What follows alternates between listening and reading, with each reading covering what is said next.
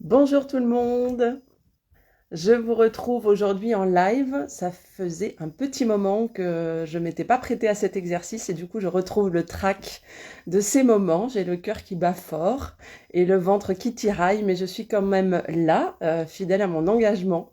J'espère que vous allez tous et toutes bien. Bonjour à ceux qui sont en direct, coucou Mathieu, et à ceux qui regarderont en replay. Aujourd'hui, je vous fais un live parce que nous sommes en août 2024 et je fête les 2 ans d'installation de mon activité que j'ai officiellement installée en août 2022. Et à date anniversaire, je fais toujours un bilan pour moi. Je prends plusieurs heures pour coucher sur le papier, un petit peu avoir un regard le plus sincère, le plus objectif possible, le plus exhaustif possible sur ce que j'ai mis en œuvre pendant l'année. Les objectifs que je m'étais fixés d'atteindre, s'ils ont été atteints ou pas, s'ils ne l'ont pas été, pourquoi. D'essayer d'identifier aussi des zones de blocage. En fait, c'est une sorte d'auto-coaching aussi que je fais. Quels moyens je me donne pour atteindre mes prochains objectifs pour l'année à venir. Et je regarde l'année qui s'est écoulée et ce qui s'est passé, ce que j'ai aimé aussi dans cette année et ce que j'ai envie de reconduire, ce que j'ai moins aimé et ce que j'ai pas envie de reconduire ou en tout cas différemment. Et je prends ce temps pour moi. Donc j'ai fait cet exercice en rentrant de vacances. Et aujourd'hui, je vous en livre un petit peu le contenu de façon transparente, assez honnête, sans langue de bois. Ça me ressemble, je suis pas du genre à prendre des pincettes. Voilà. Une toute petite représentation peut-être pour ceux qui ne me connaissent pas. Je m'appelle Anaïs Picard-Montaga, j'habite à Paris. Je suis naturopathe et coach depuis 2 ans, donc c'est une reconversion pour moi. J'étais assistante sociale précédemment, donc métier d'accompagnement dans sa continuité. Et j'exerce en présentiel et en visio sur différentes disciplines, mais je vais vous en parler un tout petit peu plus. Donc l'idée de ce live, c'est effectivement de revenir sur l'année écoulée, ce que j'ai vécu professionnellement et les enseignements que j'en retire. Je me suis fait des petits points, donc je vais regarder un petit peu mes notes et mes penses-bêtes. Alors d'abord, le point un petit peu sur mes fiertés, les zones de gratitude, d'accomplissement effectivement de cette année, c'est déjà la diversité de mes activités. Ça, c'est quelque chose auquel je tiens beaucoup et je suis très heureuse parce que non seulement ça perdure, mais même ça s'étoffe. Je me suis jamais vue exercer en cabinet toute la journée, du lundi au vendredi ou du lundi au samedi. Ça, pour moi, il en était hors de question. J'avais très envie d'avoir une activité qui soit diversifiée et c'est le cas. Donc, je fais à la fois de la naturopathie, je fais de la réflexologie plantaire, je fais de la relaxation, ça c'est en présentiel. Je fais également en visio de la relaxation et de la naturopathie, mais également des accompagnements de coaching. Ça c'est pour tout le volet individuel. Et puis j'ai des interventions à visée plus collective pour des associations, des entreprises, des services publics et municipaux, pour lesquels j'interviens dans le cadre de conférences sur des sujets de santé naturelle, alimentation, stress, sommeil. Beaucoup d'ateliers pratiques, ateliers de cuisine, de relaxation, de respiration, etc. Et puis, ces séances de massage à Mahasi que je donne régulièrement en entreprise. Et ça, je suis hyper contente parce que j'ai des journées et des semaines qui sont extrêmement variées. Je fais jamais la même chose. Alors, c'est un peu fatigant par moment parce que j'ai l'impression d'être un peu morcelée et je peux avoir des journées où je passe d'une activité à une autre et ça me demande une gymnastique personnelle importante. Mais sur cette diversité d'activités, je suis hyper contente. Une fierté de l'année, c'était un objectif que je m'étais fixé et je l'ai atteint, ça a été le lancement de mon premier atelier de coaching en ligne. J'avais beaucoup de réticence à faire ça, notamment pour des raisons techniques, parce que lancer un atelier, c'est faire une page de vente, créer un lien d'inscription, etc., etc., et que c'est des choses que je ne sais pas faire, ou en tout cas qui m'auraient demandé beaucoup de temps. Et puis j'avais forcément cette appréhension aussi de donner cet atelier. Je l'ai mis en place, je vais vous en parler un petit peu plus après, et je suis hyper contente. Il y a eu cette récurrence d'intervention que j'ai eue à la protection judiciaire de la jeunesse, où j'ai fait des ateliers de relaxation 2 fois par mois toute l'année scolaire. Donc ça a été aussi une source de revenus régulière et quelque chose de pérenne toute l'année. Donc ça, c'est quelque chose que j'ai beaucoup apprécié parce que ça m'a permis aussi de suivre un groupe dans son évolution pendant 9-10 mois. J'ai organisé ma première journée bien-être avec une amie sophrologue. C'était un projet aussi que j'avais dans un coin de la tête. Et on l'a mené à terme au mois de mai ou juin, je ne sais plus. Et ça s'est hyper bien passé, ça a été un grand succès puisqu'on a dû refuser des inscriptions. L'atelier était complet, on a eu des super retours, donc ça c'est pour moi une grande fierté. Et puis j'ai une augmentation du nombre de clients qui est significative, notamment beaucoup par la recommandation aujourd'hui, beaucoup le bouche à oreille qui commence à fonctionner, et ça a contribué à la croissance de mon chiffre d'affaires qui a été multiplié par 3,5 entre la première et la deuxième année. Donc j'ai triplé, plus que triplé mon chiffre d'affaires entre la première et la deuxième année. Ça se fait effectivement par... alors j'y reviendrai peut-être un petit peu après, mais c'est effectivement beaucoup la recommandation et puis ce que je soigne aussi dans mon travail, mais j'y reviendrai tout à l'heure. Les problématiques que je rencontre aussi en naturopathie sont très diverses. Beaucoup de problèmes digestifs, beaucoup de problèmes de stress et de sommeil, ça revient beaucoup.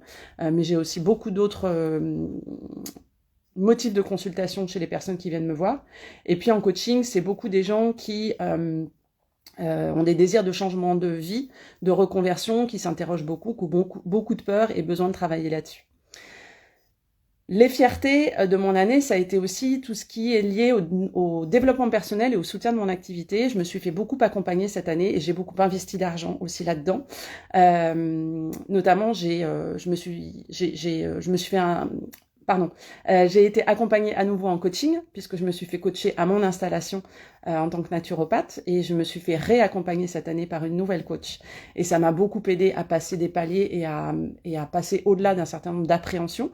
Donc ça, c'est un investissement que j'ai fait et qui pour moi est absolument nécessaire dans la croissance de mon activité.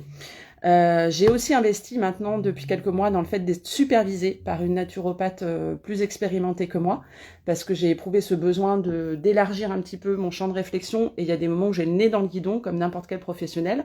Pour avoir travaillé comme assistante sociale en équipe, on a cette chance d'avoir ces réunions d'équipe et ce partage avec les collègues, ces réunions de supervision qui existent et qui permettent de se décoller un peu des situations sur lesquelles on peut avoir le nez collé. Quand on est à son compte, on a beau avoir des collègues avec qui on peut parler, c'est plus compliqué. Donc j'ai maintenant une naturopathe plus expérimentée que moi qui me supervise régulièrement et avec laquelle je peux échanger au sujet de situations qui me posent question. Donc ça, c'est un investissement aussi que je fais et qui est très important pour moi. Et puis, le gros palier qui a été franchi pour moi il y a quelques mois, ça a été l'investissement dans le fait d'embaucher une assistante. Donc j'ai une assistante depuis le mois de mai, je crois. Au départ, c'était dans l'idée notamment justement d'organiser mon atelier de coaching avec moi et de m'aider à faire cette page de vente, à générer ces liens d'inscription, etc., etc. Je voulais lancer ma newsletter aussi et j'étais beaucoup bloquée sur tout ce qui était tout ce qui était technique. Donc aujourd'hui, concrètement, quand je fais une newsletter, si vous la recevez, le contenu, c'est 100% moi. Par contre, effectivement, la mise en page et le fait de générer effectivement la date d'envoi, etc., etc., et de gérer la liste des destinataires, c'est elle qui s'en occupe. Et ça m'a permis de mettre en place ma newsletter. Donc, voilà, je trouve que même quand il y a des peurs, parce qu'on est encore en début d'activité et qu'on n'a pas encore un chiffre d'affaires complètement ouf, c'est hyper important d'investir sur soi et d'investir dans ce genre d'accompagnement qui permettent aussi de passer des paliers. Je regarde un petit peu mes notes pour voir où j'en suis. J'ai aussi un réseau professionnel qui est très important dans l'idée que je vous ai dit au départ, qui était de ne pas rester seule non plus dans mon activité. J'ai toujours eu à cœur d'avoir des naturopathes, des entrepreneurs, des coachs, des gens qui travaillent dans le développement personnel et qui m'entourent, avec lesquels j'échange. Alors ça peut être des petits messages par-ci par-là sur les réseaux sociaux, sur WhatsApp, etc. Ça peut être prendre un café, échanger sur notre pratique. Ça peut être faire partie de ce qu'on appelle un mastermind, c'est-à-dire une réunion en fait. Donc j'ai eu 2 masterminds moi cette année avec des coachs et des entrepreneurs de différents milieux, et on se retrouvait une fois par mois pour échanger sur notre pratique, et ça c'est quelque chose qui est extrêmement soutenant, et du coup je me sens jamais seule dans mon activité. Et puis enfin, fierté et gratitude, c'est tout ce que j'ai mis en place pour ma santé et mon bien-être. Donc j'ai maintenu des routines quotidiennes quasiment toute l'année. Un temps le matin, après avoir déposé mes enfants à l'école et avant de commencer ma journée, même 10 minutes, 15 minutes, 20 minutes, ça dépendait des fois. Il y a des journées où c'était plus compliqué, mais en tout cas tous les matins, je prenais ce moment pour avoir un petit temps d'intériorité et un petit temps de pause entre le départ des enfants et le boulot. Respiration, relaxation, etc., etc. J'ai mis en place une routine du soir aussi, il y a déjà plusieurs mois, et celle-là, je l'adore. Je prends un cahier tous les soirs dans mon lit et je consigne les moments chouettes de ma journée. je reviens avec un regard positif sur ma journée. Et même dans les journées de merde, j'arrive toujours à trouver des moments qui ont été agréables. Ça peut être simplement avoir mangé un bon steak ou peu importe. Mais en tout cas, voilà, de terminer la journée sur le fait de me focaliser sur aussi des moments qui ont été chouettes dans ma journée. Je me suis remise au sport, je me suis inscrite à la salle de sport, alors ça c'est grosse nouveauté incroyable, Anaïs à la salle de sport, et j'y vais 2 fois par semaine, je me suis fixée d'y aller et je me pose pas la question de savoir si j'ai la flemme, s'il fait beau, si j'ai mal au ventre, si je suis fatiguée, j'y vais. Et je sais pourquoi j'y vais, je me raccroche à mon objectif quand j'ai la flemme d'y aller, et ça c'est hyper important pour moi d'avoir cette discipline. Et puis j'essaie d'être le plus respectueuse possible de mes temps de pause. Donc, je prends des vacances à chaque vacances scolaires. Alors, quand on est entrepreneur, on n'a pas de congé payé, donc ça peut faire peur d'arrêter son activité pendant 1 semaine, et puis 3 ou 4 semaines l'été. Mais pour moi, ça a toujours été indispensable. Pour moi, les vacances, c'est la vie, et c'est une question de santé, et je vois pas comment je peux m'occuper des autres si je prends pas déjà ce temps pour moi. Donc, je prends régulièrement des vacances, je m'octroie régulièrement des week-ends, des moments de bien-être. Ça peut être aller faire un spa avec une copine, que j'ai vu passer par là tout à l'heure. Je sais pas si tu es toujours là, Sonia. Ça peut être, voilà, arrêter plus tôt ce jour-là pour aller chercher ma gamine à l'école, mais en tout cas, faire attention, parce que quand effectivement on est à son compte, on n'a personne qui nous maintient sur des horaires.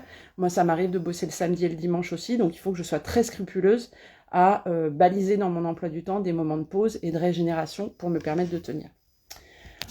Voilà sur ma première partie. Ensuite, ce qui m'a permis d'atteindre ces objectifs, selon moi, c'est effectivement cette organisation, cette rigueur, cette discipline que j'ai. Et ça, c'est voilà, petit lançage de fleurs à moi-même. Je trouve que j'ai une gestion efficace de mon planning. J'ai une gestion semaine après semaine, une visibilité avec des blocs temps que je dédie à telle ou telle activité. J'arrive jamais un matin devant mon bureau en me disant « Ok, qu'est-ce que je fais aujourd'hui ?» Si j'ai pas de consultation, de rendez-vous XY, de formation. J'ai toujours des blocs temps dédiés où là, je sais que je vais m'occuper de mes réseaux sociaux, là, je sais que je vais m'occuper de ma compta, là, je sais que je vais voir telle masterclass de tel collègue qui m'intéresse, etc., etc. Et ça, c'est quelque chose qui est pour moi extrêmement important, de maintenir ça. Aussi, le fait de ne pas lâcher. Même s'il y a eu des moments par moments de découragement, des mois où au niveau du chiffre d'affaires ça ne suivait pas, etc., de jamais lâcher. Et aujourd'hui, concrètement, je récolte aussi le fruit des graines que j'ai semées il y a un moment. Ce n'est pas forcément ce que j'ai semé hier ou avant-hier, mais ça peut être aussi il y a 6 mois, il y a 1 an, les contacts que j'ai pris, le réseau que je maintiens, ma présence sur les réseaux sociaux, etc., etc. Donc ça, c'est hyper important pour moi.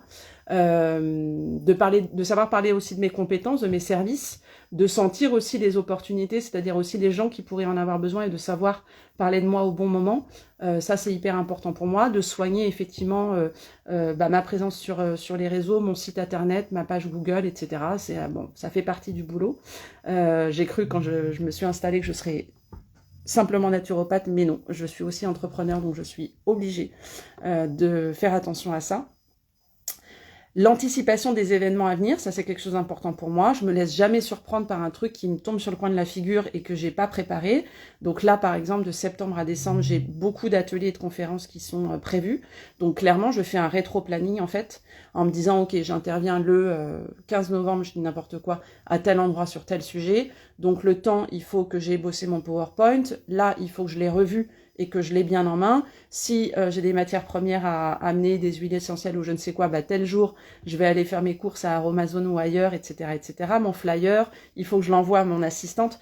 J'anticipe tous ces événements-là et je me laisse du coup pas gagner par cette espèce de stress qui pourrait arriver en last minute si j'avais pas été dans cette gestion un peu plus anticipatrice de mon emploi du temps. Et puis je travaille sur moi tous les jours. Donc avec cette liste de gratitude entre guillemets que je consigne tous les soirs, je travaille sur mes croyances, je travaille sur mon mindset comme on dit dans le milieu, je lis beaucoup de livres de développement personnel, je me fais accompagner et ça clairement ça me permet d'être là où j'en suis aujourd'hui. J'ai aussi un environnement familial qui est très soutenant et ça c'est hyper important pour moi et amical et un environnement professionnel aussi, comme je vous le disais, avec des collègues avec qui c'est pour moi indispensable de pouvoir échanger et aussi dans les moments justement où il y a des baisses de régime, des baisses de motivation, etc., etc. Donc je m'entoure de tous ces gens-là et je bichonne ces réseaux-là à la fois dans ce que j'y donne et aussi dans ce que j'y reçois. Et puis il y a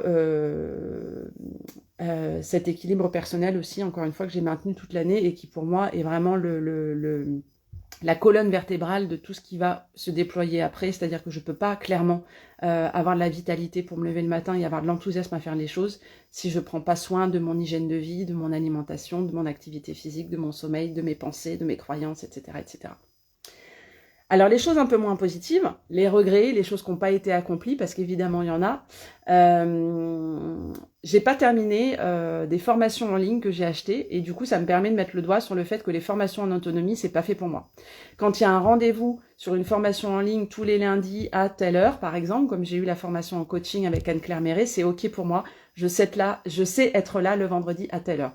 Quand en revanche j'achète un programme qu'il faut que je vois en autonomie, je n'arrive pas à tenir le truc et j'ai acheté plusieurs formations comme ça et j'ai pas été au bout. Donc ça c'est un regret pour moi et du coup il faut que j'en tienne compte. J'avais un projet d'écriture cette année, je savais pas exactement quelle forme ça prendrait, e-book, publication, etc., etc.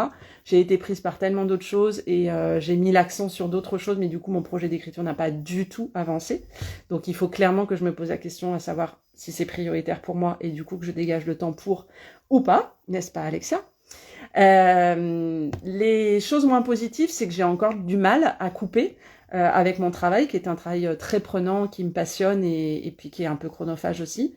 Et j'ai du mal encore à couper avec les réseaux sociaux et le téléphone, notamment le soir, les week-ends, pendant les vacances. J'ai installé des garde-fous, donc j'ai une espèce de contrôle parental sur mon téléphone qui me coupe les réseaux sociaux, les mails et tous ces trucs-là à 22h et qui les rallume à 7h.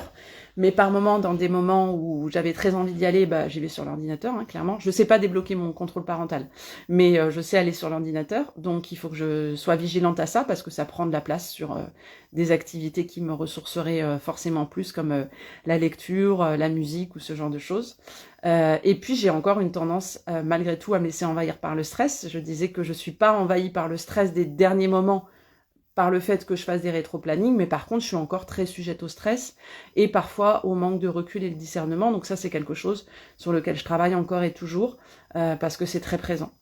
La difficulté que je rencontre aussi aujourd'hui, c'est qu'en ayant une activité qui a considérablement augmenté entre la première et la deuxième année, ça me demande d'être encore plus vigilante sur le fait de conserver un bon équilibre entre mon activité et mon activité, c'est-à-dire mes rendez-vous clients, on va dire, et tout le reste. Parce qu'encore une fois, en dehors des consultations, moi je fais plein d'autres choses.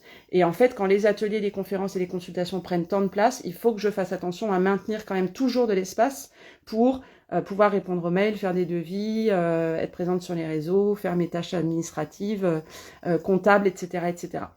Donc ça, c'est une vigilance que je dois avoir avec moi-même, de border des moments dans mon emploi du temps pour ça. Et toujours être attentive au sabotage personnel dont je peux faire preuve toute seule comme une grande, par manque de confiance, par manque de lâcher prise et par le fait que je me mets beaucoup de pression. Ça, je suis la reine pour ça. Donc j'y travaille et je sais que c'est quelque chose auquel il faut que je sois vigilante.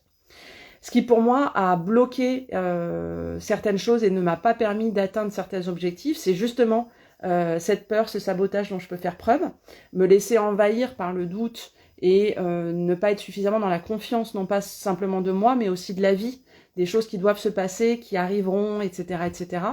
Par moment, malgré tout, malgré cette organisation sur mon agenda, j'ai pu faire preuve, comme tout le monde, de procrastination. Donc, je suis très forte pour aller faire des micro-tâches qui me demandent pas beaucoup d'efforts et pas beaucoup de temps. Mais le gros sujet, mais qui est 1000 fois plus important parce que c'est vraiment un projet de cœur, mais il faut que je m'y attelle, il faut que je m'y pose pendant plusieurs heures, ça, je vais le repousser pendant X jours, semaines, mois. Donc ça, c'est une vigilance aussi que j'ai.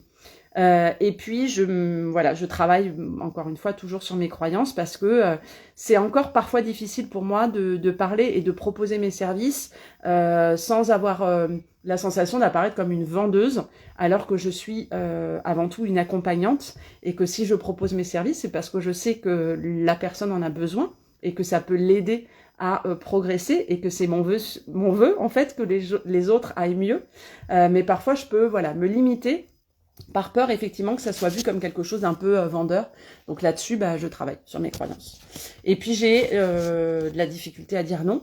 à diverses sollicitations. Donc des fois je dis oui à tout et puis je me retrouve avec un agenda juste complètement fou et qui me met en apnée juste à le regarder sur mon téléphone. Donc ça induit une surcharge de travail, un manque de concentration parce que je passe d'une tâche à l'autre et effectivement ne pas avoir suffisamment de temps pour être sur mes projets de cœur. Donc ça, je sais que c'est quelque chose auquel il faut que je fasse très très attention.